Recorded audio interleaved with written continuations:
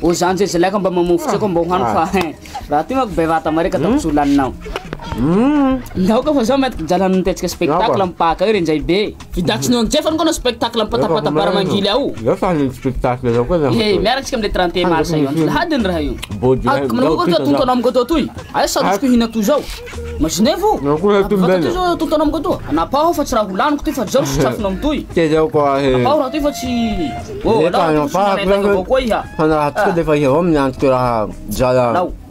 Zao safinao. Ya tsy apanteko spectacle io. Tanda mangily any hinjao. Zao tsy anapahanao fa iaby zao tontonao amiko to. Atranaky zay.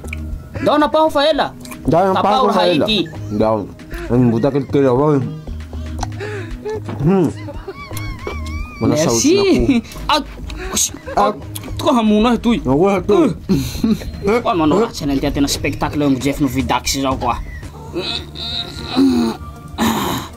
Zay fa lasa disparitsy androany. Hamono toy. Mo tsy hamono ka bisa tsy raha manao ko. Tak tsava mangila na lo ka farang. Iya koa he. Ano ba nang spam mangila ro. Jui. Mamo. Alors tus ka tsy azaka to yo. Tinapala lavado to. Le banti quoi. Saya pijik mai tak mo bis kamari. Mo tena vam surutani valo to.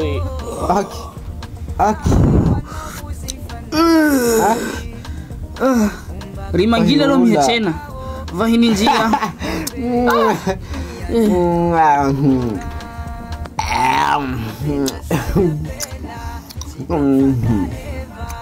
Ya va pero Yalla.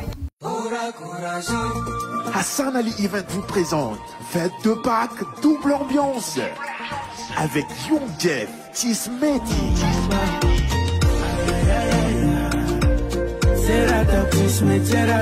et Vidax Corazon.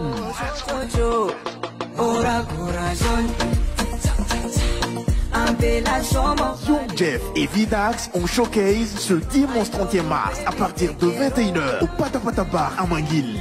Music mixed by DJ Manly. Prix d'entrée 10 000 arias. Réservation 25 000 arias. VIP 30 000 arias. Plus d'infos au 03219 888 72. Partenaire Intime Service, Tanouche Original, Hôtel Restaurant La Belle Marie Béza et Mediapixel.